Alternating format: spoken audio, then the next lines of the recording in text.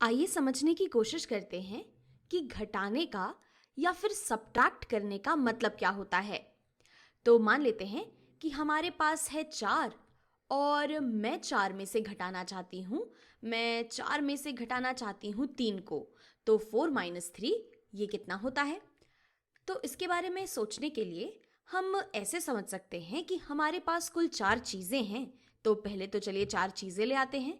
ये आ गई मेरी एक चीज़, ये आ गई मेरी दूसरी चीज़, ये आ गई मेरी तीसरी चीज़ और ये आ गई मेरी चौथी चीज़।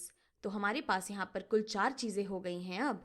और अब इन 4 चीज़ों में से हमें 3 चीज़ें घटानी हैं या फिर 3 चीज़ें माइनस कर देनी हैं कुल 4 चीज़ों में से।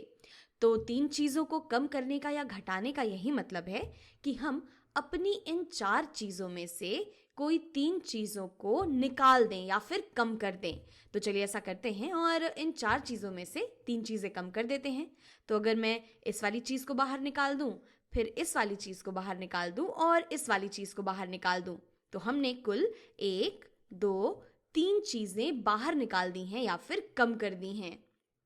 यानी कि हम कह सकते हैं, हम देख सकते हैं कि 4 चीज़ों में से 3 चीज़ें कम करने के बाद हमारे पास सिर्फ एक चीज़ बची हुई है। यानी कि 4 माइनस 3 या फिर 4 में से 3 घटाने पे हमारे पास बचता है 1।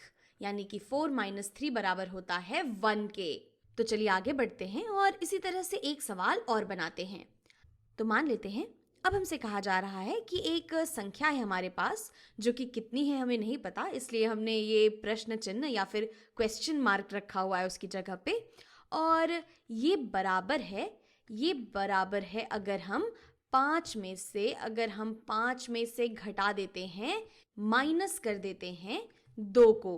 तो जो हमारा ये क्वेश्चन मार्क है, जो प्रश्न चिन्ह है, ये बराबर है 5 माइनस 2 के। तो अब इसके बारे में हम कैसे सोचेंगे? तो फिर से हम इसी तरह से सोच सकते हैं कि हमारे पास अगर कुल 5 चीज़ें हैं और उनमें से हम 2 चीज़ें कम कर दें तो शायद हम इस बात का पता लगा पाएं।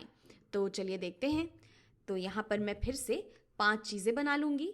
ये आ गई मेरी एक चीज़, ये आ गई मेरी दूसरी चीज़, ये आ गई मेरी तीसरी चीज़ और ये आ गई मेरी चौथी चीज़ और इसके अलावा हमारे पास एक और चीज़ है। तो ये कुल हमारे पास 5 चीज़ें आ गईं।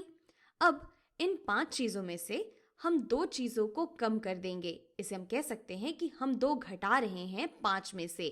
तो यहाँ से अगर मैं इस एक चीज़ को घटा दूँ और इस एक चीज़ को घटा दूँ तो हमने कुल 1 और 2 चीज़ें यहाँ से बाहर निकाल दी हैं या कम कर दी हैं कुल 5 चीज़ों में से।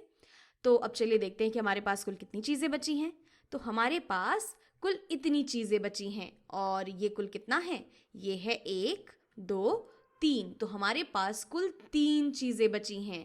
तो हम कह सकते हैं कि अगर हम 5 में से 2 घटाते हैं तो हमारे पास बचता है 3 या फिर 3 बराबर होता है 5 माइनस 2 के।